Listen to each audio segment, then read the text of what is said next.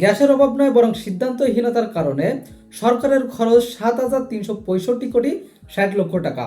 কিন্তু তারপরেও কৃষক তার ন্যায্য মূল্যে বা সঠিক সময়ে পর্যাপ্ত পরিমাণে সার পাচ্ছে না। আমার দেশ পত্রিকার অনুসন্ধানে এমন চাঞ্চল্যকর তথ্য বেরিয়ে এসেছে। শুধুমাত্র গ্যাসের অভাবজনিত কারণ দেখিয়ে যমুনা সার কারখানা বন্ধ দীর্ঘ 2.5 বছর ধরে, যেখানে প্রতি মাসে সার উৎপাদন করা হতো 36,000 মেট্রিক টন, যেখানে সরকারকে বাল্টি 316 কোটি 80 লক্ষ টাকার সার বিদেশ থেকে আমদানি করা হতো। কিন্তু এই সার যদি দেশেই উৎপাদন করা যেত তাহলে খরচ দাঁড়াতো 79 কোটি 20 লক্ষ টাকা।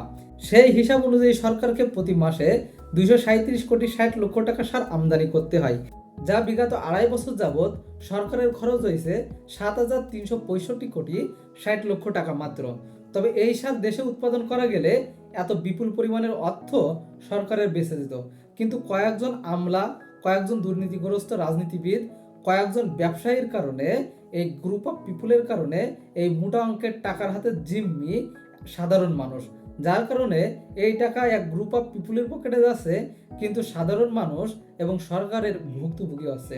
যেখানে দেশে এরকম দুর্নীতিগ্রস্ত আমলা এবং দুর্নীতিগ্রস্ত পলিটিশিয়ান এবং দুর্নীতিগ্রস্ত ব্যবসায়ী থাকে, তাহলে সে দেশের ভবিষ্যৎ আর কি হবে?